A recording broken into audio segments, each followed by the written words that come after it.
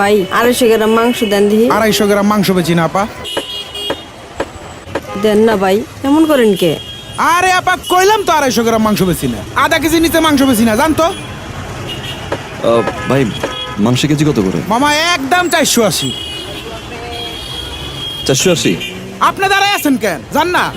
আচ্ছা আমার একটা কাজ করবেন। ভাই এনার একটু কর না, আমার 250 গ্রাম মাংস দিতে। আমার 4 কেজি মাংস দেন। ওই রান্ডা ল। ভাই কর না। এই আপা জান, জান তো।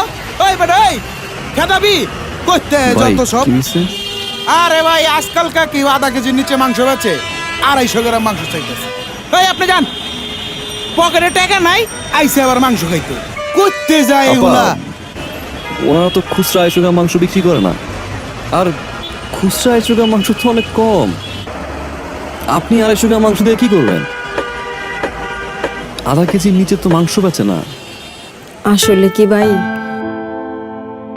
বাবা আজকে পরীক্ষা কিন্তু ভালো দিতে হইব, অঙ্কে 100-তে 100 পাইতে হইব, ঠিক আছে? আচ্ছা মা। যাও। মা কি বাবা? আজকে যদি আমি পরীক্ষায় ভালো করি তোমাকে গরুর মাংস দিয়ে ভাত খাওয়াবা?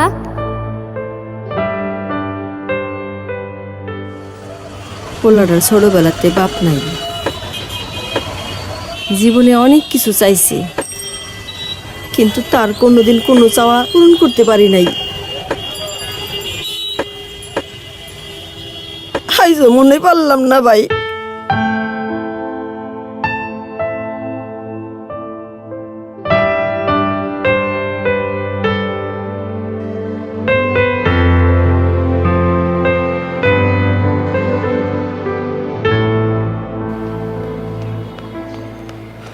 আপা,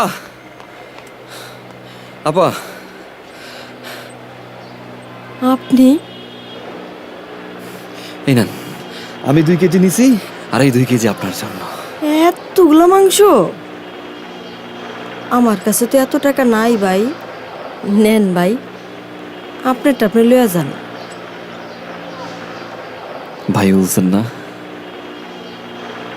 আজকে না হয় ভাই তার বোনের ছেলের একটা ইচ্ছা পূরণ করলো। রাখেন, আমার বাসায় 2 কেজি মাংসতে হয়ে যায়। এটা আপনার জন্য।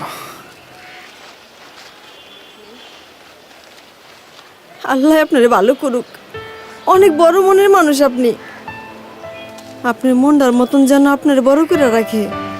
এই বোন বাইরের জন্য দোয়া করব, আল্লাহ যেন বাইরে ভালো রাখে।